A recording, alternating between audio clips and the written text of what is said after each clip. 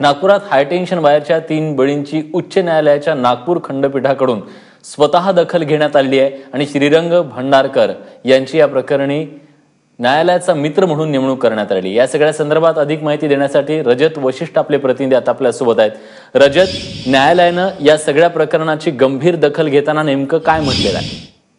विलास, नागपुरात गेल्या 10 दिवसांमध्ये 3 बालकांचा मृत्यू झालेला आहे आणि एबीपी माझाने सातत्याने हा प्रश्न उचलून धरलेला होता।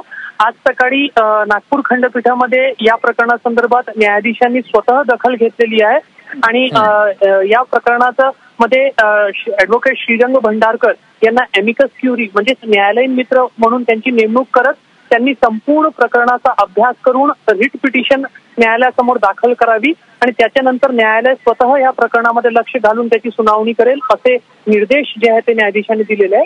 त्यामुळे कुठेतरी महावितरणचे अधिकारी असो किंवा नागपूर महानगरपालिकेचे अधिकारी असो किंवा घटना घडल्यानंतर नागपूर पोलिसांचं जे दुर्लक्ष या संपूर्ण प्रकरणासंदर्भात होत होतं, आता न्यायालयाने स्वतः दखल घेतलेली आहे।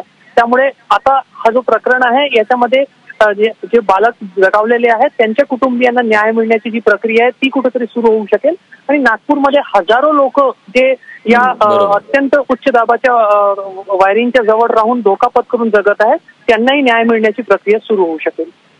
धन्यवाद रजत, या सगळ्या संदर्भातले अपडेट्स तुमच्याकडून घेत राहू, कारण नागपूरमध्ये हा प्रश्न सध्या गंभीर बनलाय।